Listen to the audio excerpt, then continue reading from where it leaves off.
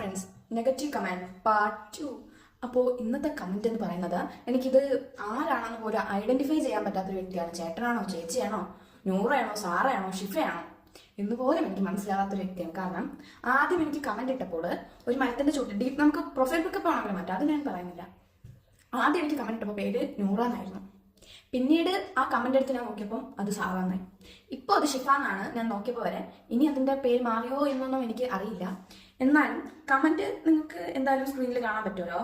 ഞാൻ പറയാം, എടി നിന്റെ ഡാൻസ് ആരും നോക്കൂല, ഇതിലെ കമന്റ് കണ്ടാൽ അറിയാം എന്നൊക്കെയാ കമന്റ്. ഡാൻസ് കളിക്കണേൽ മര്യാദയ്ക്ക് സാരി എടുത്ത് കളിക്ക്, എന്നിട്ട് കുണയ്ക്കും എന്നാണ് പറഞ്ഞിരിക്കുന്നത്.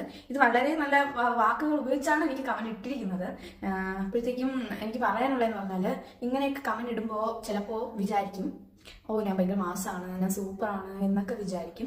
എനിക്കും വിളിക്കാൻ അറിയാം, വേണ്ടി വന്നാൽ വിളിക്കുകയും ചെയ്യും. പക്ഷേ ഇതൊരു സോഷ്യൽ പ്ലാറ്റ്ഫോമാണ്. ആൻഡ് അങ്ങനെ വിളിക്കുമ്പോൾ മാസമാണെന്ന് എനിക്ക് ഇതുവരെയായിട്ടും തോന്നിയിട്ടില്ല. ഇതുവരെ വിളിക്കുമ്പോൾ മാസമാണെന്ന് തോന്നുന്നവരൊക്കെ ശരിക്കും പറഞ്ഞ പൊട്ടന്മാരാണ്. അത് നമ്മളുടെ തന്നെ വില കളയുന്ന ഒരു രീതിയാണ്.